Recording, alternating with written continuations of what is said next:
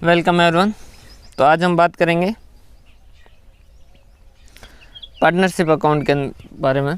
तो यहाँ जो पार्टनरशिप आपकी कवर है वो क्या है, डिसोल्यूशन ऑफ पार्टनरशिप फॉर्म और amalgamation sale of conversion of partnership. ठीक है, इस लेक्चर को देखने से पहले अगर आपको एडमिशन रिटायरमेंट डेथ वाला जो है वो पूरा पोर्शन याद है तब तो ठीक है, और अगर नहीं याद है तो उसमें गुडविल का ट्रीटमेंट वगैरह अच्छे से समझ लीजिएगा।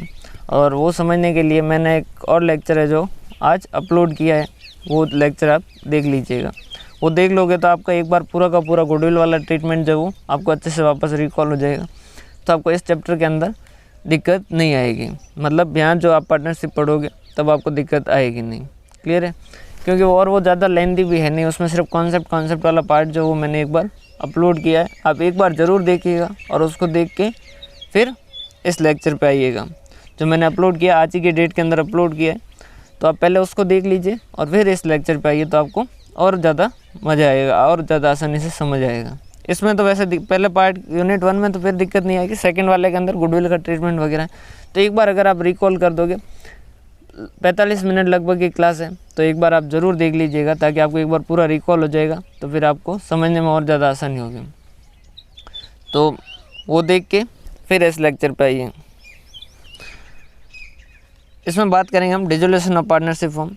अगर नहीं देखा है तो पहले वो देखिए फिर इस लेक्चर को शुरू कीजिएगा प्लीज़। अगर आपने नहीं देखा वो लेक्चर एक बार देखिए और फिर वापस इस लेक्चर पे आइए। ठीक है, इसके अंदर कवर है dissolution of partnership form. 2 unit के अंदर है, पहला जो है वो डिसोल्यूशन ऑफ पार्टनरशिप फॉर्म के बारे में और सेकंड जो है उसका अमालगमेशन सेल और कन्वर्जन। आज जो हम डिसोल्यूशन ऑफ पार्टनरशिप फॉर्म का कॉन्सेप्ट देखेंगे, ताकि आज पूरा का पूरा कॉन्सेप्ट हो जाएगा।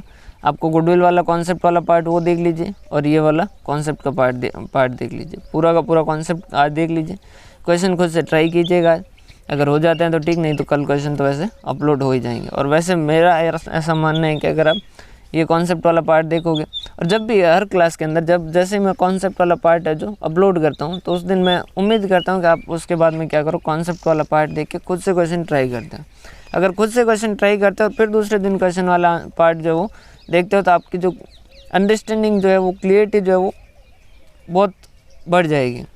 समझ पा रहे हो बात, क्योंकि आप खुद ट्राई कर चुके हो, तो आपको जो प्रॉब्लम आने वाली है वो आपको पता होगा, तो आपका फोकस उस पर होगा। समझ आ रही बात। अगर ये क्वेश्चन सपोज आपसे पहली बार में सही हो गया है और वो एग्ज़ाम के अंदर आया, तो हो सकता है वो गलत हो जाए। लेकिन अगर आपने कोई क्वेश्चन गलत किया है अभी और फिर वो एग्ज़ाम के अंदर आया, तो वो उसके सही होने के चांसेस बढ़ जाते हैं। क्यों? क्योंकि जैसे ही गलत होता है हमारा माइंड जो वो उसके ऊपर फोकस कर लेता है, और वैसे ही हम उसके ऊपर क्या कर देते हैं, ज़्यादा ध्यान दे देते हैं। और जब ज़्यादा ध्यान देते हैं तो हमारे सबकॉन्शियस माइंड के अंदर कैप्चर हो जाता है। तो एक बार खुद से ट्राई कर लीजिएगा, और अगर नहीं होंगे तो फिर कल वैसे करना है ही।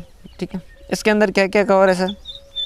तो देखो, इस चैप्टर के अंदर अपन सबसे पहले तो पढ़ेंगे अकाउंटिंग, और फिर एक इसके अंदर पार्ट है पीस मील डिस्ट्रीब्यूशन। सर कितना हार्ड है?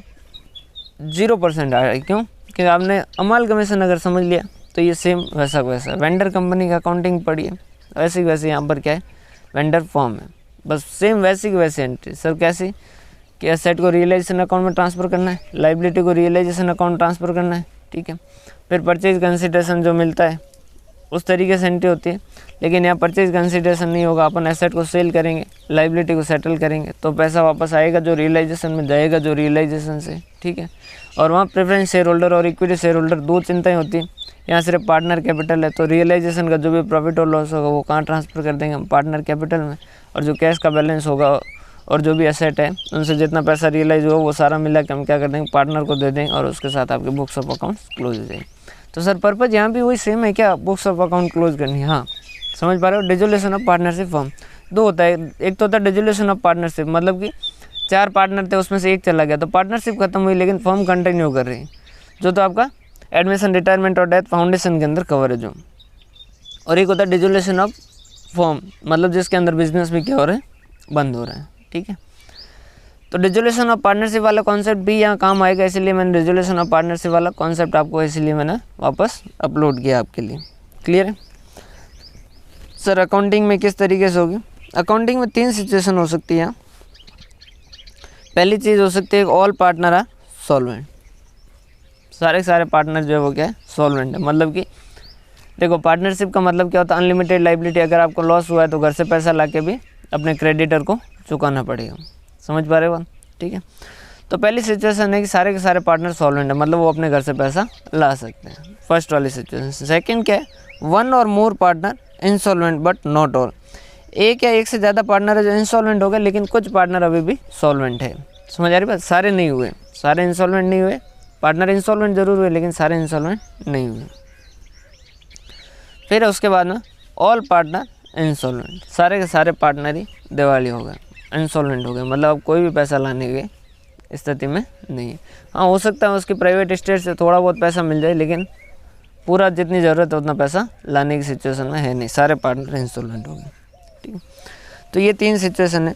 पहली सिचुएशन है कि ऑल पार्टनर आर सॉल्वेंट, सारे पार्टनर है जो सॉल्वेंट है। तब क्या करेंगे? तब तो कोई दिक्कत वाली बात ही नहीं होगी। हम क्या करेंगे, एक अकाउंट ओपन करेंगे, रियलाइजेशन अकाउंट। ठीक है, और वो रियलाइजेशन अकाउंट में क्या करेंगे, असेट को राइट ऑफ करना है भाई। पार्टनर की कैपिटल, पार्टनरशिप की बैलेंस शीट होगी कैसी, असेट होगा, लाइबिलिटी होगा, रिजर्व हो जाएगा और पार्टनर कैपिटल हो जाएगा, ये होगा। तो असेट को राइट ऑफ करने के लिए, असेट डेबिट है तो क्या कर दोगे, टू सन्ड्री असेट, कितने से, बुक वैल्यू से। ठीक है, एक्सेप्ट कैश एंड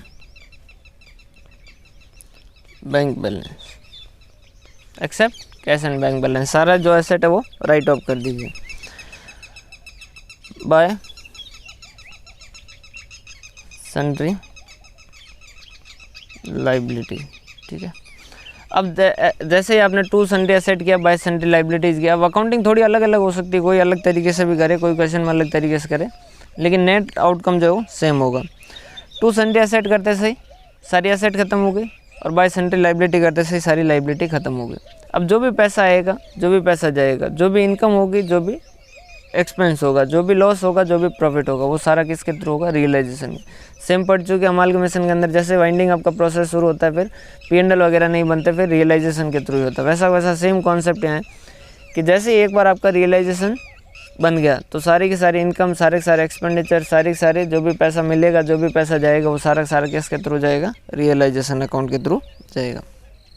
अब एसेट सेल की और उससे जो भी पैसा मिलेगा तो क्या कर देंगे, बाय कैश। ठीक है,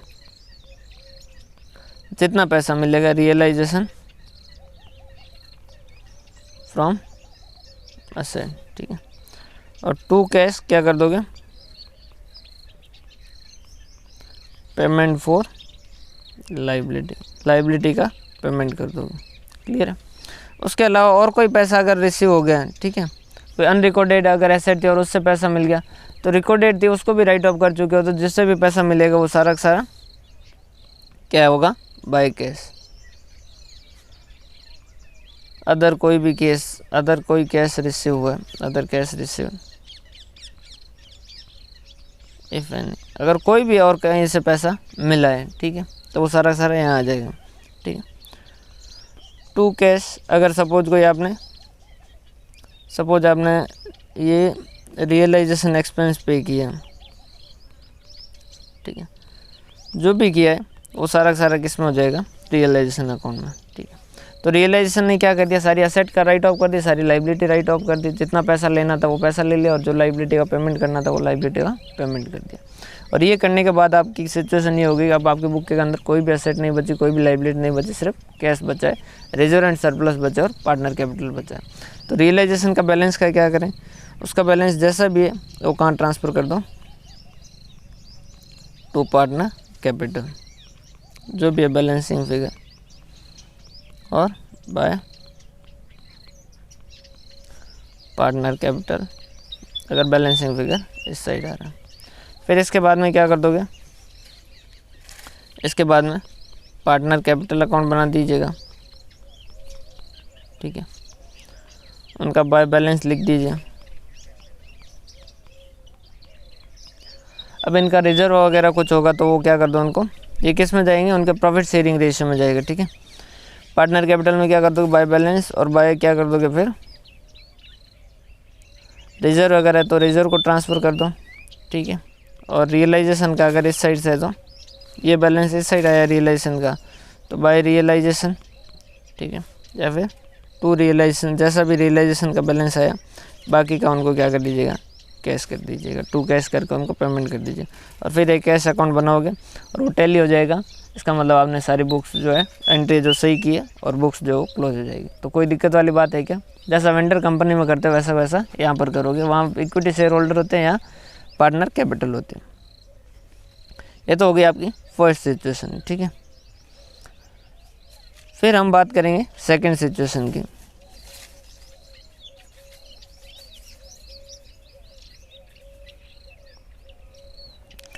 कि वन और मोर पार्टनर इंसॉल्वेंट तो है लेकिन सारे नहीं, एक या एक से ज़्यादा पार्टनर जो है वो भी सॉल्वेंट है। तो उस केस में क्या होगा?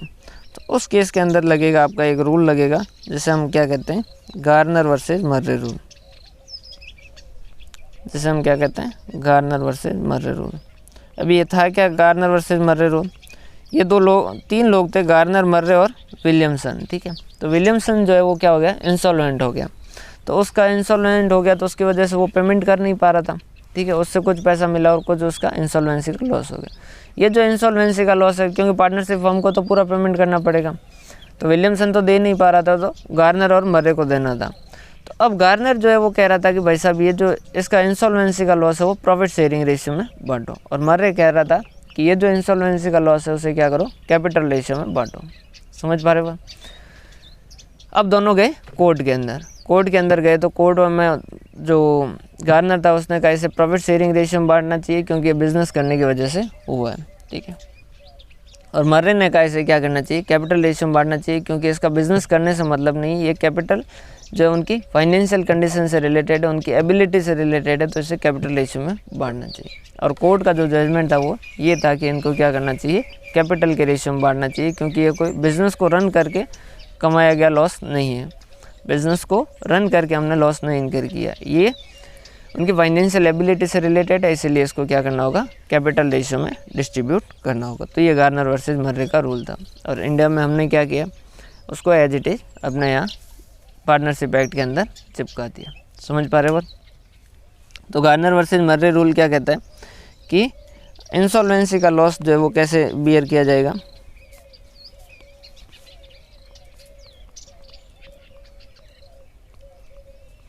Insolvency loss of insolvent partner जो है वो क्या करेंगे, कैसे करेंगे,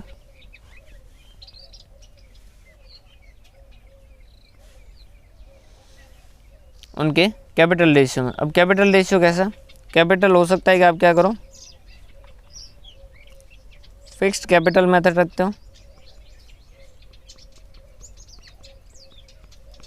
या हो सकता है कि आप कैपिटल का मेथड कौन सा रखते हो, फ्लक्चुएटिंग कैपिटल। फ्लक्चुएटिंग कौन सा और फिक्स्ड कौन सा?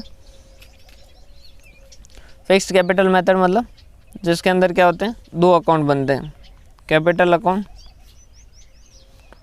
और एक करंट अकाउंट। पार्टनर, एक तो पार्टनर का कैपिटल अकाउंट और एक पार्टनर का करंट अकाउंट, ठीक है।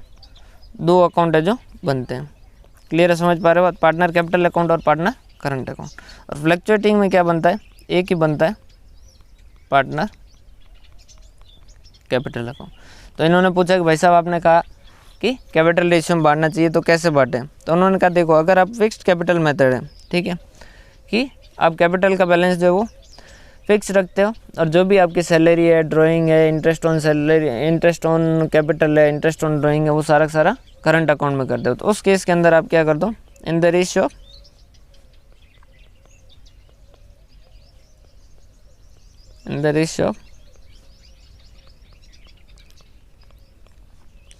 Partner capital account balance. Partner capital account का जो बैलेंस है उसके रेशियो में क्या करोगे, इंसॉल्वेंसी का लॉस है जो लेंगे, ठीक है। Insolvency loss of insolvent partner किस रेशियो में बियर करेंगे, solvent partner in the ratio partner capital account balance, क्योंकि यहाँ तो पार्टनर कैपिटल अकाउंट और पार्टनर करंट अकाउंट है। तो पार्टनर कैपिटल के अंदर कैपिटल है और करंट के अंदर बाकी जो भी ड्राइंग है, इंटरेस्ट ऑन ड्राइंग है, कैपिटल है, इंटरेस्ट ऑन कैपिटल है, सैलरी है वगैरह, सारा किस में होता है? करंट अकाउंट में होता है। तो इन्होंने करंट अकाउंट को हटा दीजिए, कैपिटल अकाउंट का जो बैलेंस है उस रेशियो में आप क्या कर दीजिएगा? डिस्ट्रीब्यूट कर दीजिएगा। इन्होंने कहा कि ठीक है सर। अब फ्लक्चुएटिंग हो तो उस केस के अंदर क्या? फ्लक्चुएटिंग के अंदर तो क्या होता है? सारा सारा जो होता है वो किसके अंदर होता है? कैपिटल अकाउंट के अंदर ही एडजस्टमेंट होता है। मतलब कैपिटल अकाउंट के अंदर ही एडजस्टमेंट होने का मतलब क्या है कि अगर सैलरी आएगी तो भी कैपिटल अकाउंट के अंदर, इंटरेस्ट ऑन ड्राइंग आएगी तो भी वो कैपिटल के अंदर, और ड्राइंग होगी तो भी कैपिटल के अंदर, इंटरेस्ट ऑन कैपिटल या फिर और कुछ भी होगा तो वो सारा सारा क्या होगा? कैपिटल अकाउंट में। और तो और रियलाइजेशन लॉस या रियलाइजेशन प्रॉफिट जो होगा वो भी सारा सारा किस में आएगा? कैपिटल अकाउंट के अंदर आएगा। तो उन्होंने कहा कि इसमें क्या सारे एडजस्टमेंट करने हैं, उसके बाद में कैपिटल रेशियो निकालना है, या कोई भी एडजस्टमेंट नहीं करना है फिर कैपिटल रेशियो निकालना है, या कितने एडजस्टमेंट करने हैं और उसके बाद में कैपिटल रेशियो निकालना है। समझ पा रहे हो बात? दिक्कत होगी भाई, अगर आपने ड्राइंग जो है वो लिखी तो उनका कैपिटल का बैलेंस अलग हो जाएगा, उनका रेशियो अलग हो जाएगा। अगर ड्राइंग नहीं लिखी तो उनका कैपिटल का बैलेंस अलग होगा और उनका रेशियो अलग होगा। तो उन्होंने कहा कौन कौन से एडजस्टमेंट करने हैं? तो उन्होंने कहा make all adjustment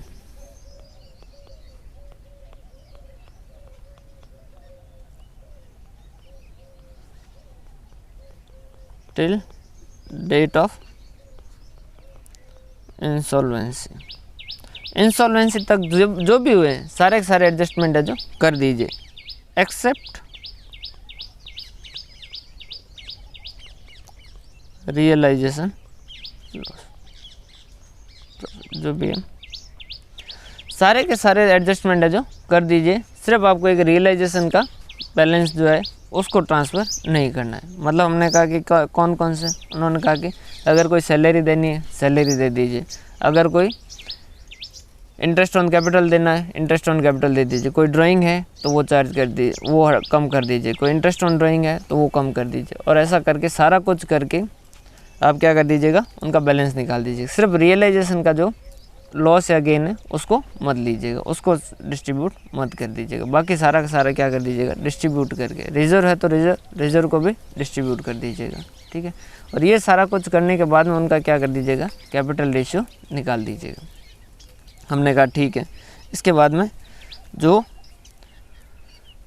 capital account का बैलेंस है उसका रेशियो पता कर लीजिए और उस रेशियो में क्या कर दीजिएगा? इंसॉल्वेंसी का लॉस जो है वो बियर कर लीजिए। सॉल्वेंट पार्टनर है जो उसमें बियर करेंगे। इस बार जो है थर्ड सिचुएशन और भी अलग हुई। थर्ड के अंदर क्या हुआ कि सारे एक जैसे ही मिले थे, सारे सारे इंसॉल्वेंट हो गए। तो अब सारे सारे इंसॉल्वेंट हो गए। जैसे सपोज टोटल आपकी लाइबिलिटी है 1 लाख की, असेट से रियलाइज हुआ 40,000, तो 60,000 का पेमेंट करना। अब 3 पार्टनर है ए, बी और सी। ए ने कहा भाई मैं तो पूरा घर वगैरह बेच दूँ तो भी टोटल मिला के 10,000 मिलेंगे। बी ने कहा मैं तो 5,000 ही ले पाऊँगा। सी ने कहा मैं तो 1 रुपया भी नहीं लेके आ पाऊँगा। तो उस केस में टोटल 60,000 की लाइबिलिटी अभी भी बाकी भाई 1 लाख की लाइबिलिटी थी, 40,000 एसेट से रियलाइज हो गया, तो 40 तो ये दिए, बाकी बचे 60। ठीक है। इन 60 के लिए अब क्या करें? ये जो 60,000 है उसके लिए अब ए ने तो पूरा करने के बाद भी 10,000 आए हैं और बी से 5,000, सी से तो चाहे नहीं, तो ये 15,000 है जो देंगे। अब बाकी जो बचा उसका क्या करेंगे? तो यहाँ पर क्या करेंगे?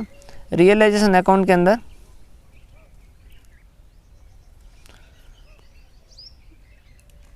रियलाइजेशन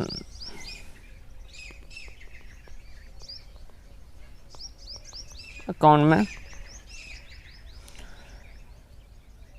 क्रेडिटर वगैरह जो भी, क्रेडिटर या लोन प्रोवाइडर जो भी है, क्रेडिटर में क्रेडिटर का मतलब लोन प्रोवाइडर वगैरह जो भी है सारे उनको को ट्रांसफ़र नहीं करेंगे। फिर क्या करेंगे? इसमें क्या करेंगे? पहले हम क्या करेंगे? एसेट से रुपए रियलाइज करेंगे, जितना पैसा मिलता है वो लेंगे। ठीक है। एसेट के किसके थ्रू ले लेंगे? रियलाइजेशन का। एसेट को क्या कर दिया? Realisation account debit to asset किया। ठीक है। और बाय कैश जितना पैसा मिला वो ले लिया। ठीक है। फिर हम क्या करेंगे? वो पैसा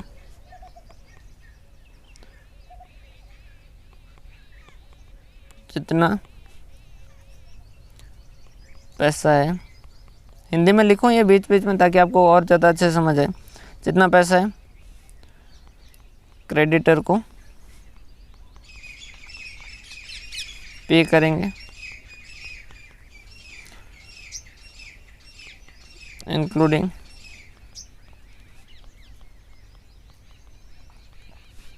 रिसीव्ड फ्रॉम पार्टनर। एसेट से रुपये रियलाइज करेंगे और यहाँ पर साथ में लिख दो पार्टनर से जितना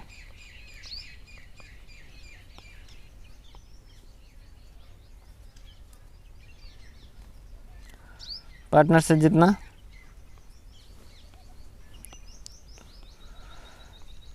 ला सकते हैं उतना मंगवा लेंगे। ठीक है, जितना पार्टनर ला सकते हो उतना पार्टनर से मंगवा लिया। ठीक है, और जितना एसेट से रियलाइज हुआ वो सारा पैसा लेके हम क्या कर देंगे, जितना क्रेडिटर को पे कर सकते हैं उतना क्रेडिटर को पे करेंगे। अब सपोज क्रेडिटर 1 लाख और पेमेंट हो रहा है 50,000, तो बाकी का 50,000 तो बैलेंस बचेगा। तो balance of creditor account should transfer to deficiency account. जितना पैसा वो उनको नहीं देंगे वो उतना क्या करेंगे, डेफिशिएंसी अकाउंट में ट्रांसफ़र करेंगे। और पार्टनर कैपिटल अकाउंट का बैलेंस बी डेफिशिएंसी अकाउंट में ट्रांसफ़र कर देंगे।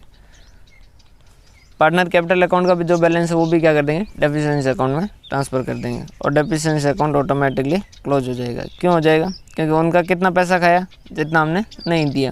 तो जितना नहीं दिया है वो पार्टनर कैपिटल अकाउंट में और जितना उनका खाया है वो क्रेडिटर अकाउंट में, तो दोनों आ गए डेफिशिएंसी अकाउंट में। तो डेफिशिएंसी अकाउंट क्या हो जाएगा, ऑटोमेटिकली क्लोज हो जाएगा। तो ये अलग अलग सिचुएशन हमने बात कर दी कि अगर सारे पार्टनर सॉल्वेंट है, रियलाइजेशन अकाउंट बनाओ, सारी एसेट सारी लाइबिलिटी ख़त्म कर दो, वहाँ जो पैसा मिला जो पैसा दिया वो किया, उसके बाद में रियलाइजेशन का बैलेंस जो वो पार्टनर कैपिटल अकाउंट में, पार्टनर कैपिटल रिजर्व वगैरह सारे पार्टनर कैपिटल अकाउंट के अंदर, और फिर पार्टनर कैपिटल को पेमेंट कर देंगे, कैश अकाउंट बना देंगे, जितना पैसा आया उतना पे कर दिया, ख़त्म हो गई, बुक्स क्लोज हो गई। अगर इंसॉल्वेंसी है तो गार्नर वर्सेज मर्रे रूल लगेगा। गार्नर वर्सेज मर्रे रूल कहता है कि इंसॉल्वेंसी का लॉस जो वो कैपिटल रेशियो में डिस्ट्रीब्यूट होगा। कैपिटल रेशियो अगर फिक्स्ड कैपिटल मेथड है तब तो कैपिटल अकाउंट का बैलेंस ले लीजिए, अगर फ्लक्चुएटिंग वाला है तो सारे एडजस्टमेंट करोगे एक्सेप्ट रियलाइजेशन, और फिर उनका जो बैलेंस है तो उस रेशियो के अंदर क्या कर देंगे, डिस्ट्रीब्यूट कर देंगे। अगर कोई पार्टनर का सपोज डेबिट बैलेंस आ जाता है तो वो इंसॉल्वेंसी का कितना लॉस लेगा, कुछ भी नहीं लेगा। क्या बियर करेगा, कुछ भी नहीं करेगा। ठीक है, और अगर सारे पार्टनर इंसॉल्वेंट हो जाते हैं तो अब असेट को रियलाइजेशन में ट्रांसफ़र करिए, लेकिन लाइबिलिटी को मत कीजिए। उससे जितना पैसा मिला उतना ले लीजिए, पार्टनर कैपिटल अकाउंट बना दीजिए, उसमें रिजर्व वगैरह जो है वो ट्रांसफ़र कर दीजिए। उससे जितना पैसा मंगवाना उनमें से जितना जितना वो दे पाते हैं उतना उतना पैसा ले लीजिए। जितना असेट से पैसा आया और जितना पार्टनर से पैसा आया वो सारा लेके क्या कर दीजिए, क्रेडिटर को दे दीजिए। फिर क्रेडिटर का जितना बैलेंस बचता है वो डेफिशिएंसी अकाउंट में ट्रांसफ़र कर दीजिए। पार्टनर कैपिटल का भी जो बैलेंस बचता है वो डेफिशिएंसी अकाउंट में ट्रांसफ़र कर दीजिए, और डेफिशिएंसी अकाउंट जो अपने आप से क्लोज हो जाएगा। क्लियर है, तो ये सिचुएशन हमने अलग अलग पढ़ ली। अब उसके बाद में एक और लास्ट आपका आता है पीस मिल डिस्ट्रीब्यूशन। पीस मिल डिस्ट्रीब्यूशन मतलब अब जैसे आज जो है पार्टनरशिप फॉर्म ख़त्म हुई है। ठीक है, तो पार्टनरशिप फॉर्म ख़त्म हो गई तो उसमें क्या करना होगा, फिर असेट को हमें क्या करना पड़ेगा, सेल करना पड़ेगा। असेट सेल करेंगे और उससे क्या होगा, धीरे धीरे हमें पैसा रियलाइज होगा। समझ पा रहे बात, एसेट सेल करेंगे और पैसा रियलाइज होगा। अब अगर सपोज एसेट को आज की डेट के अंदर ही सेल करना शुरू कर दें तो क्या होंगे, भाव सही मिलेंगे नहीं। क्या सही प्राइजेज मिलेंगे क्या हमें, नहीं, सही प्राइजेज नहीं मिलेंगे। तो उस केस में हमें क्या करना चाहिए, थोड़ा वेट करना चाहिए। जब तक सही भाव नहीं आ जाते तब तक हमें एसेट को सेल नहीं करना चाहिए। अब हम धीरे धीरे एसेट सेल कर रहे हैं, सही भाव जैसे जैसे आ रहे हैं एसेट को सेल कर रहे हैं और पैसा मिल रहा है। अब सारे पार्टनर, सपोज 3 पार्टनर है ए, बी और सी। अब तीनों को पता है कि भाई एसेट जो है वो सेल हो रही है और फॉर्म तो ख़त्म हो चुकी है, अब पैसा है जो आएगा। अब अपने को पता है कि पैसा जो हो सकता है कि कम आए। अपने को पता है कि भाई टोटल जैसे ए का है 50,000, बी का 50,000 और सी का 50,000, 1.5 लाख रुपये देने हैं। अब अपने को पता है और 1 लाख लाइबिलिटी का देना है, तो टोटल 2.5 लाख रुपये पेमेंट करने हैं। और अपने को पता है कि एसेट से 2.5 लाख आएंगे नहीं। अब सपोज पहले 50,000 आए, तो पहले तो आउटसाइडर को देना है, क्रेडिटर को दिया, फिर और 60,000 है तो 50,000 और क्रेडिटर को दिया, तो क्रेडिटर का 1 लाख हो गया। अब 10,000 रुपये जो बचे हैं, अब ए चाहता है कि मुझे दे दो जल्दी से, बी चाहता है मुझे भी दे दो जल्दी से, और सी चाहता है मुझे भी दे दो जल्दी से, क्योंकि अब सबको पता है कि जितना पैसा जल्दी ले लेंगे उतना अच्छा है, भागते भूत की लंगोटी अच्छी है, तो जितना पैसा मिल जाए उतना फ़ायदा। तब ए, बी और सी तीनों लड़ेंगे कि पहले पैसा मेरे को दे दो, बी कहता है पहले पैसा मेरे को दे दो, सी कहता है पहले पैसा मेरे को दे दो। तो उसके लिए मेथड बने पीस मेल डिस्ट्रीब्यूशन की, जो जो पैसा आएगा टुकड़ों में आएगा, तब उसको किस किस तरीके से हम क्या करेंगे, पेमेंट करेंगे। तो वहाँ पर 2 मेथड आते हैं, पहला है मैक्सिमम लॉस मेथड, ठीक है, और proportionate capital method, sorry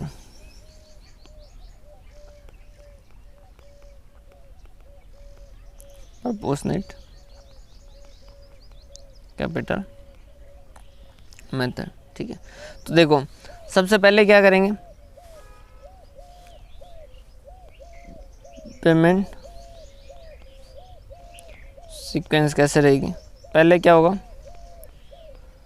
outsider को पेमेंट करेंगे, मतलब आउटसाइडर मतलब क्रेडिटर हो गया, लोन देने वाले होंगे, जो भी होंगे उनको पेमेंट करेंगे। अब देखिएगा सपोज पार्टनर एक्स और एक्स की बीवी ने अगर कुछ पैसा दिया लोन, तो वो भी आउटसाइडर, समझ पा रहे हो। तो एक्स जैसे पार्टनर और एक्स की लोगाई जो है वो उसने कुछ लोन दिया, तो उसकी लोगाई का जो लोन होगा वो क्या कहलाएगा, आउटसाइडर माना जाएगा, समझ पा रहे हो। तो ऐसा नहीं पार्टनर की बीवी है मतलब उसको पार्टनर माने। पहले आउटसाइडर की जो है उनको पेमेंट करोगे, फिर उसके बाद में क्या करोगे, पार्टनर ने अगर कोई लोन दिया तो उसका पेमेंट करोगे, और थर्ड जो है फिर क्या करोगे, पार्टनर की कैपिटल का पेमेंट करो, समझ पा रहे हो। तो पहले आउटसाइडर को पेमेंट कर दिया, फिर पार्टनर लोन को पेमेंट कर दिया, और फिर पार्टनर कैपिटल का डिस्ट्रीब्यूशन करेंगे। सपोज आपके क्रेडिटर जो है वो 10,000 का है, पार्टनर लोन जो है वो 5,000 का है, ठीक है, और पार्टनर कैपिटल ये 3 है, ए, बी और सी, जिनका प्रॉफिट शेयरिंग रेशियो 3:2:1 है, ठीक है। और पार्टनर कैपिटल है इसकी 20,000, इसकी है 15,000 और इसकी है 12,000, ठीक है। अब सपोज फर्स्ट रियलाइजेशन हुआ आपका 8,000 रुपये का, तो क्या करोगे, 8,000 रुपये पहले जो मिलेंगे वो क्या कर दोगे, क्रेडिटर को दे दोगे। तो अब क्रेडिटर का बैलेंस कितना बचा, 2,000, ठीक है। फिर सेकंड टाइम के अंदर एक और एसेट सेल किया और उससे पैसा मिला सपोज 15,000, तो क्या कर दोगे, 2,000 तो इसको दे दोगे, ठीक है, और 5,000 इसको दे दोगे, कितने हुए 7,000। अब बचे जो 8,000, अब 8,000 ए को दे, बी को दे या सी को दे। ए कह रहा है मुझे दे दो, बी कह रहा है मुझे दे दो, सी कह रहा है मुझे दे दो। तो यहाँ 2 मेथड है, मैक्सिमम लॉस मेथड से कर सकते हैं, प्रोपोर्शनेट कैपिटल से। मैक्सिमम लॉस से देखते हैं कैसे होगा। तो वो क्या कहता है मैक्सिमम लॉस कि ए, बी और सी का पहले तो क्या कर दो, बैलेंस लिख दो कि हाँ भाई साहब लिख दिया हमने बैलेंस, कितना कितना है, इसका है 20,000, इसका है 15,000, इसका 12,000, और पास में लिख दो टोटल। हमने कहा लिख दिया सब, 20 + 15 + 12 कितना हो गया, 47,000, हमने कहा लिख दिया। फिर उन्होंने कहा कि लिखो मैक्सिमम लॉस, कि मैक्सिमम लॉस जो वो कितना हो सकता है। तो हमने कहा देखो मैक्सिमम लॉस जो वो कितना हो सकता है,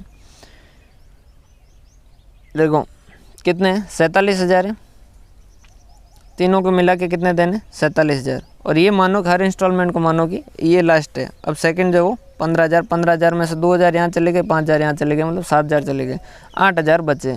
तो ये कह रहा है कि लास्ट मान लो कि यही पैसा है जो लास्ट मिलेगा, इसके बाद में कुछ भी नहीं मिलेगा। तो ये क्या कर दिया, लेस 8,000 की, 47,000 में से 8,000 मिलेंगे, मतलब कि लॉस कितने का हो जाएगा, 47,000 - 8,000 कितना लॉस होगा, 39,000 का लॉस होगा।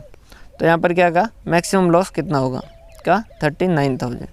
इन्होंने कहा कि इस मैक्सिमम लॉस को क्या कर दो, उनके पार्टनर कैपिटल अकाउंट में डिस्ट्रीब्यूट कर दो। हमने कहा कि 39,000 डिवाइडेड बाई 3, 2 5 और 1 6 डिवाइडेड बाई 6, ये हो गया 6,500। तो ये इसका आ गया 6,500 × 2, ये हो गया 13,000 डिवाइड बाई 2 इंटू 3, इसका हो गया 19,500। तो उन्होंने कहा कि इस तरीके से पेमेंट कर दो। कितना कितना, यहाँ कर दो 500 रुपये, यहाँ कर दो 2,000 रुपये और इसको दे दो 12,000 माइनस 6500, कितना 5500। फिर नेक्स्ट जब इंस्टॉलमेंट मिलेगी तब आप क्या कहोगे, अब बैलेंस कितना बचेगा ए बी और सी का, कि 20,000 का बैलेंस था, उसमें से 500 मिल गया, मतलब उसका बैलेंस कितना बचा 19,500। ठीक है, इसका बैलेंस 15,000 था, 2,000 मिल गया मतलब 13,000 और इसका कितना 6,500। इतना बैलेंस बचा और टोटल बैलेंस बचा कितना 39,000। अब सपोज नेक्स्ट इंस्टॉलमेंट और मिली 12,000 की। ठीक है, तो उस केस के अंदर फिर आप क्या कहोगे कि बैलेंस और मैक्सिमम लॉस कितना, कि 12,000 और मिल गए तो 39,000 माइनस 12,000 कितना हो गया 27,000 का मैक्सिमम लॉस होगा। ठीक है, और फिर उसको पार्टनर कैपिटल में वापस बांट दीजिए। 27 डिवाइडेड बाय 6, 4500, 9,000 और 13,500, और ये इस तरीके से क्या कर दीजिएगा, जितना जितना बचे उतना उतना बांट दीजिए। क्लियर है, समझ पा रहे हो सर? अगर कोई यहाँ पर माइनस में आ जाए तो फिर क्या करेंगे? तो देखो भाई, सपोज यहाँ पर 8,000 नहीं मिलते हो, सपोज यहाँ पर सेकंड इंस्टॉलमेंट जो 15,000 की नहीं मिलती, सेकंड इंस्टॉलमेंट जो वो कितने की मिलती, सिर्फ 10,000 की मिलती, तो आप क्या कहते हैं कि 10,000 मिले, 2,000 इनको क्रेडिटर को दे दिए और 5,000 इनको दे दिए, तो 7,000 और बचे पार्टनर के लिए कितने बचे 3,000। ठीक है, तो उस केस में मैक्सिमम लॉस कितना होता, तो आप कहते हैं कि भाई 47,000 की टोटल कैपिटल का पेमेंट करना है, जिसमें से कितना है सिर्फ 3,000 ही है अपने पास, तो लॉस कितना होगा 47,000 माइनस 3,000 कितना 44,000। ठीक है, तो उस केस में ये कितना हो जाता, समझ पा रहे बात? मैं ये सिचुएशन समझा रहा हूँ कि एक आध माइनस हो जाता, तो यहाँ मैक्सिमम लॉस कितना होता 44,000। क्या किया देख लीजिए वापस, कि अगर सब मानते हैं कि 15,000 नहीं 10,000 ही मिलते, तो 2,000 कौन लेके चला जाता आउटसाइडर और 5,000 लोन वाला लेके चला जाता, तो बचते 3,000। तो 47,000 में से 3,000 ही रिसीव होंगे, मतलब 44,000 का क्या होगा लॉस होगा, और इस 44,000 को आपको क्या करना पार्टनर कैपिटल में बांटना है, डिवाइडेड बाय 6। तो इसका कितना 7,333 इंटू 2 14,667 डिवाइड बाई 2 इंटू 3 22,000। तो ये आ गया इसका 12,000 माइनस 733 कितना हो गया 4,667, 15,000 माइनस 14,667 333, और ये इसका कितना आ गया माइनस के 2,000। अब ये जो माइनस आया उसको क्या करें, अगर जैसे किसी पार्टनर का, तो share of A by B and C, A का शेयर जो वो कौन लेगा बी और सी लेंगे। ठीक है, किस में लेंगे सर बी और सी, उनके प्रॉफिट शेयरिंग रेशियो 2:1। गलत, प्रॉफिट शेयरिंग रेशियो में नहीं। क्या ये बिजनेस वाला है? नहीं, ये उनके कैपिटल से रिलेटेड है, तो यहाँ पर भी गार्नर वर्सेस मर्रे वाला रूल लगेगा। समझ पा रहे हो? हाँ, कैपिटल का रीपेमेंट हो रहा है, तो ये किस में होगा इन कैपिटल रेशियो। ये चीज़ एक ध्यान रखिएगा, इन कैपिटल रेशियो। ठीक है, ये चीज़ है जो आप ध्यान रखिएगा। तो ये 2,000 जो है उनका कैपिटल का रेशियो कितना है 15 और 12, तो इस 2,000 को क्या करेंगे 2,000 को 15 और 12 मतलब 27 यहाँ दे देंगे, और 2,000 को 12 और 27 यहाँ दे देंगे। तो ये कितना हो गया 2,000 इंटू 15/27 कितना हो गया ये 1111। ठीक है, और ये कितना हो गया डिवाइडेड बाय 15 मल्टीप्लाई बाय 12, तो ये 886। ठीक है, ये इतना हो गया। अब इसके बाद में क्या करें, वापस इसका कैलकुलेट करो, तो ये कितना हो गया 333 माइनस 1111 कितना हो गया ये 778 माइनस में हो गया। ठीक है, और इसका कितना 4667 माइनस 888 कितना हो गया 3779। अब ये जो है बी का वो वापस क्या करेंगे, वैसे तो लेना ए और सी को चाहिए, पर ए को पता है आपका कि अब वो उसको कुछ भी लेस करेंगे तो माइनस में जाएगा, तो इसका बी का फिर पोर्शन है जो वो इसका जाएगा पूरा का पूरा सी ही बियर करेगा। ठीक है, तो ये यहाँ ऐड कर देंगे वापस और ये लेस कर देंगे, तो ये कितना बचा 3000, मतलब फर्स्ट जो 3000 वो सिर्फ किसको मिलेंगे, सी को मिलेंगे। तो हमने दोनों सिचुएशन देख ली कि भाई अगर कोई माइनस में नहीं आए तो क्या होगा और कोई माइनस में आ जाए तो क्या होगा। हर जो पेमेंट होगा उस वक्त आपको क्या करना होगा, उसकी टेबल बनानी होगी कि उनका बैलेंस क्या, उनका मैक्सिमम लॉस क्या, और इस तरीके से क्या करना है आपको पता करना है कि किसको कितना कितना पेमेंट होगा। क्लियर है, समझ आ गई बात। ये तो हो गया आपका मैक्सिमम लॉस मेथड कि हर बार उनका बैलेंस देखिए मैक्सिमम लॉस कितना होने वाला है वो लॉस कर दीजिए। अगर किसी का माइनस में आ जाता है तो उसका जो शेयर है वो याद रखना कि वो कैपिटल रेशियो में दूसरे वाले पार्टनर को दे देगा। ठीक है, और इस तरीके से करते जाएंगे, क्लियर, और पेमेंट देते जाएंगे। ये तो हो गई फर्स्ट सिचुएशन की हम मैक्सिमम लॉस से करते हैं। सेकंड जो वो proportionate capital method. Proportionate capital method के अंदर क्या होता है, आप रैंक डिसाइड कर देते हो। कैसे, एक हमने कहा कि भाई बताओ, तो उन्होंने कहा तीनों पार्टनर का नाम लिखिए, हमने कहा ये लिखा ए बी और सी। ठीक है, फिर उनका बैलेंस लिखिए, हमने कहा बैलेंस है इनका 20, 15 और 12, 20,000, 15,000 और 12,000। ठीक है, फिर इन्होंने कहा इसमें डिवाइड कर दो प्रॉफिट शेयरिंग रेशियो। हमने कहा ठीक है 3:1। तो उन्होंने कहा कि ये कितना आ गया 20,000 डिवाइडेड बाई 3, 6,667, ये हो गया 7,500 और ये हो गया 12,000। फिर इन्होंने कहा कि सेलेक्ट द लोवेस्ट, जो सबसे छोटा उसको सेलेक्ट करो। हमने कहा सबसे छोटा है ये। ठीक है, और उसको क्या करो, बेस बनाओ, इसको क्या करो, बेस बनाओ। हमने कहा बेस बनाना मतलब इसके हिसाब से capital should be as per as base. A को बेस लेके कैपिटल कैलकुलेट करो। हमने कहा कैसे कि ये 6,667 है। ठीक है, एक हिस्से के लिए समझ पा रहे हो, 20,000 divided by 3, 20,000 divided 15,000 divide by 2, 12,000 divide by 1 करके हमने सबसे कम अमाउंट आया उसको क्या कर दिया, सेलेक्ट कर दिया। फिर इसके हिसाब से कैपिटल पता करो। हमने कहा कैसे, तो उन्होंने कहा 6,667 इंटू 3, ये इतनी इसकी होनी चाहिए, मतलब 20,000। तो बी का कितना होना चाहिए, 6,667 मल्टीप्लाई बाय 2, तो बी का कितना होना चाहिए 13,334। तो सी का कितना होना चाहिए 6,667 मल्टीप्लाई बाय 1, तो इसका कितना होना चाहिए 6,667। ठीक है, तो हमने कहा कि ये करवा क्या रहे, उन्होंने कहा अभी करते जाओ फिर मैं समझा दूंगा। हमने कहा जैसे आपकी इच्छा। अब ये यहाँ पर कंप्लीट कर दिया। ठीक है, फिर उन्होंने कहा कि पता करो एक्सेस कितना है, एक्सेस कैपिटल। तो हमने कहा कि इसका तो कुछ भी नहीं है। हमने कहा कि इसका कितना आ रहा है 15,000 माइनस 1334, कितना आ रहा है 16,667। इसका कितना आ रहा है 12,000 माइनस 6,667, कितना आ गया 533। उन्होंने कहा जब भी एक्सेस कैलकुलेट करो उसके ऊपर क्या कर दो, ऐसे लाइन कर दो। हमने कहा ये क्या टोटका, उन्होंने कहा अभी करते जाओ, उसके ऊपर क्या कर दो,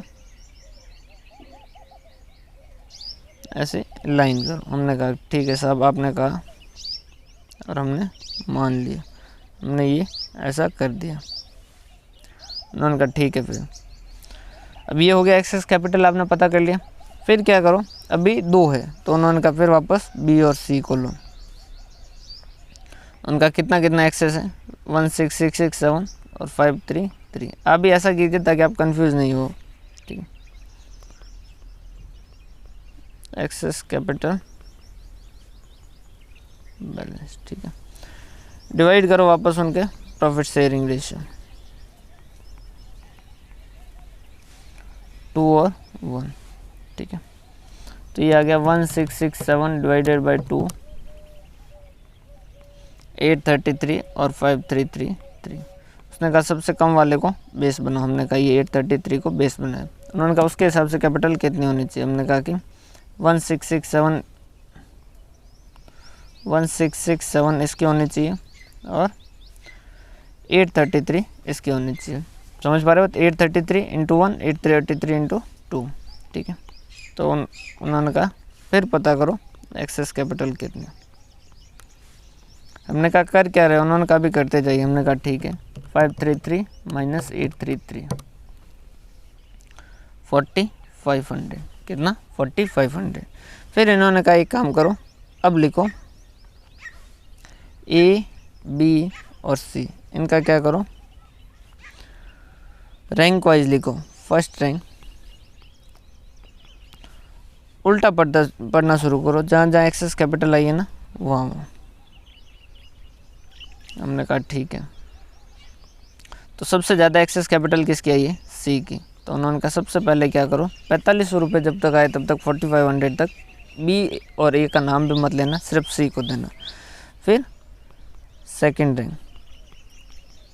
फिर इससे ऊपर के एक्सेस कैपिटल इससे ऊपर कहाँ आया था, हमने कहा ये यहाँ पर आया था। यहाँ पर कितना था 1667 और यहाँ 5333। तो यहाँ तक इसका पेमेंट कितना हो जाना चाहिए, बी का 1667, ठीक है। बी का अभी भी कुछ भी पेमेंट हुआ है क्या, नहीं। तो यहाँ लिख दीजिए 1667 और सी का कितना है 5333। 5333 में से कितना हो चुका है, 5333 में से 4500 का हो चुका, मतलब कि 833 का पेमेंट यहाँ बाकी है। फिर इसके बाद में फर्स्ट रैंक, इसके ऊपर एक्सेस कैपिटल कहीं आई है क्या, नहीं। तो आप शुरू वाले बैलेंस पे ले लीजिए। हमने कहा शुरू का बैलेंस कितना है, ए का टोटल 20,000, अभी तक ए को कुछ भी मिला है क्या, नहीं। तो ए का हो जाएगा 20,000। फिर बी का कितना 15,000, 15,000 में से बी को कितना मिल चुका है -1667, बी को मिल चुका है इतना। तो बचा हुआ है उसका 13,333। और सी का जो है वो टोटल कितना देना उसको, सी को 12,000 देना है, जिसमें से 4500 तो पहले दे दिए, फिर 833 और दे दिए। तो कितना है उसका 6667, ठीक है। हमने कहा किया क्या है, उन्होंने कहा देखो जिसका प्रॉफिट शेयरिंग रेशियो के हिसाब से कैपिटल होनी चाहिए, जिसने कैपिटल ज़्यादा दी सबसे पहले उसको पेमेंट करेंगे। हमने कहा मतलब, उन्होंने कहा सी ने क्या है 4500 रुपये उसके सबसे ज़्यादा है, मतलब उसकी कैपिटल प्रोपोर्शनेटली जितना होना चाहिए उससे 4500 रुपये उसने ज़्यादा है। तो पहले तो सिर्फ सी को पेमेंट करो, फिर उसके बाद में बी और सी दोनों का ज़्यादा है, ठीक है। तो यहाँ देखो इसके अंदर ये ध्यान रखना, अगर आपने सही करोगे तो नए पार्टनर जब भी ऐड होंगे तो वो कैसे होंगे, उनके प्रॉफिट शेयरिंग रेशियो में होंगे 3:1। तो देखो यहाँ पर दोनों का 2:1 के अंदर ही होंगे, 1667 और 833। उन्होंने कहा पहले 4500 रुपये सिर्फ सी को दे दीजिएगा, फिर अगर आपके उसके बाद में और पैसा मिलता है प्लस 833, उसके बाद के जो 2500 रुपये है तब तक आप फिर क्या कीजिएगा, बी और सी को ही दीजिएगा 2:1 के अंदर, ठीक है। और जब ये कंप्लीट हो जाए तो फिर उसके बाद में जो भी पैसा है वो 20,000 प्लस 133 प्लस 6667, फिर अगले 40,000 जो वो क्या कीजिएगा, ए बी और सी तीनों को 3:2:1 में दीजिएगा। सपोज पहली फर्स्ट आपका कैपिटल के लिए आया सपोज 2500 रुपये, तो आप क्या करोगे 2500 रुपये ए बी और सी में से ये 2500 रुपये किसको दोगे, सिर्फ सी को दोगे, ठीक है। फिर आपके पास 4,000 और है, तो उस केस के अंदर क्या करोगे, इसको टोटल 4500 देने 2500 आ चुके तो फिर 2,000 इसको और दोगे, तो ये इसका 4500 कंप्लीट हुआ, ठीक है। सेकंड इंस्टॉलमेंट कितने के, 4,000 के, ये 4,000 में से 2,000 के, अब बचे 2,000। ये जो नेक्स्ट 2,000 है वो किस में जाएंगे, बी और सी में 2:1 में। तो ये इसको कितने जाएंगे 1333 1333 और इसको कितने 667। तो इस 2500 में से भी क्या हो जाएंगे 2,000 डिस्ट्रीब्यूट हो चुके हैं। अब फिर नेक्स्ट सपोज और इंस्टॉलमेंट मिली 6,000 रुपये की, तो इस 6,000 में से ये यहाँ पर कितना हो गया 2,000, इसका 4500 फर्स्ट रैंक वाली, यहाँ तक आते आते फर्स्ट रैंक कंप्लीट हो गई, ठीक है। तो 500 सेकंड रैंक के 500 और बचे हुए 2500 सेकंड रैंक में, ठीक है। तो 6,000 जो है उसमें से 500 जो है वो बी और सी में 2:1 में, मतलब कि 500 डिवाइडेड बाय 3, इसको 1667 और इसको 166 और इसको 166 × 2, 330, ठीक है। तो ये यहाँ पर सेकंड रैंक भी कंप्लीट हो गया। अब बाकी के जो बचे 5500 वो क्या करोगे, अब थर्ड रैंक है, थर्ड रैंक के अंदर तीनों है 3:2:1, तो ए को, बी को और सी को दे दोगे 3:2:1। 5500 डिवाइडेड बाय 6, इसको दे दोगे 916, इसको दे दोगे 21833 और डिवाइड बाय 2 × 3, इसको दे दोगे 2750। अब इसके बाद में सपोज और मिले 6000 रुपये, तो फिर वो नेक्स्ट जो है वो 6000 रुपये कैसे ट्रांसफ़र होंगे, नेक्स्ट जो है वो 6000 रुपये कैसे ट्रांसफ़र होंगे, 6000, फिर वापस 3:2:1, मतलब कि 1000, 2000 और 3000। समझ पा रहे हो। तो प्रपोर्शनेट कैपिटल में क्या करते हैं, एक बार रैंक डिसाइड कर देते हैं और फिर उसके हिसाब से पेमेंट करते हैं। रैंक कैसे डिसाइड करेंगे, तीनों पार्टनर, 3 या जितने भी पार्टनर हो उसमें क्या कर दो, प्रॉफिट शेयरिंग रेशियो का भाग दे दो, जो सबसे कम आए उसको बेस बना दो, उसके हिसाब से कैपिटल कितनी होनी चाहिए, जो ज़्यादा हो उसको एक्सेस कैपिटल करके कर दीजिए। फिर अगर जैसे 2 या 2 से ज़्यादा पार्टनर का आ रहा है एक्सेस कैपिटल, तो फिर उन दोनों के बीच में और कंपेरिजन कीजिए, ठीक है। और जब तक कि लास्ट के अंदर एक ना जाए तब तक ऐसा करते जाएंगे, ठीक है। और फिर उल्टे डायरेक्शन में हम क्या करेंगे, एक्सेस कैपिटल को लिखते जाएंगे। सबसे पहले सी का लिख दिया, कितना था, सी का कितना था 4500, ठीक है। फिर एक्सेस कैपिटल जो है यहाँ पर तक कितना हो जाना चाहिए 1667 और 5333, तो बी को कुछ हुआ नहीं तो 1667 और सी का 5333 में से 45 हटा देंगे तो 833, और फिर ए बी सी इस तरीके से करेंगे और इसी रैंक के अंदर देंगे। एक बार रैंक डिसाइड करने के बाद में आपको इसके अंदर चेंज करने की ज़रूरत नहीं है, अनलेस जब तक कि कोई पार्टनर है जो उसको एकदम से पेमेंट कर दें। अब एकदम से कैसे, अब सपोज पेमेंट तो करना था सी को, ठीक है, और उससे पहले क्या कर दिया, बी ने कोई सपोज मोटर व्हीकल ले ली और जो 10,000 रुपये के अंदर ले ली, 10,000 वैल्यू पे ले ली, तो ऐसा करते से बी को क्या हो जाएगा, एकदम से पेमेंट हो जाएगा। तो बी का जो कैपिटल का बैलेंस वो 15,000 की जगह 15,000 माइनस 10,000 कितना हो जाएगा, 5,000 ही बचेगा। तो अगर ऐसा कोई पेमेंट हो जाएगा तो वापस रैंक आपको क्या करनी पड़ेगी, चेक वापस रैंक कैलकुलेट करनी पड़ेगी। क्यों, क्योंकि बी का होना नहीं चाहिए था उसका सीक्वेंस के हिसाब से, लेकिन बी को पेमेंट हो गया। सपोज किसी पार्टनर ने कहा कि ये कंपनी की जो बाइक है वो मैं ले लेता हूँ 10,000 रुपये पे, तो बी को पेमेंट हो गया उस केस के अंदर, जबकि बी को पेमेंट होना नहीं चाहिए था। तो उस केस के अंदर वापस आपको क्या करनी पड़ेगी, रैंक जो डिसाइड करनी पड़ेगी। क्वेश्चन ट्राई कीजिएगा, अगर बनते हैं तो ठीक, नहीं तो मैं कल करवा दूंगा, लेकिन आप एक बार क्वेश्चन ट्राई ज़रूर कीजिएगा। बहुत बहुत धन्यवाद।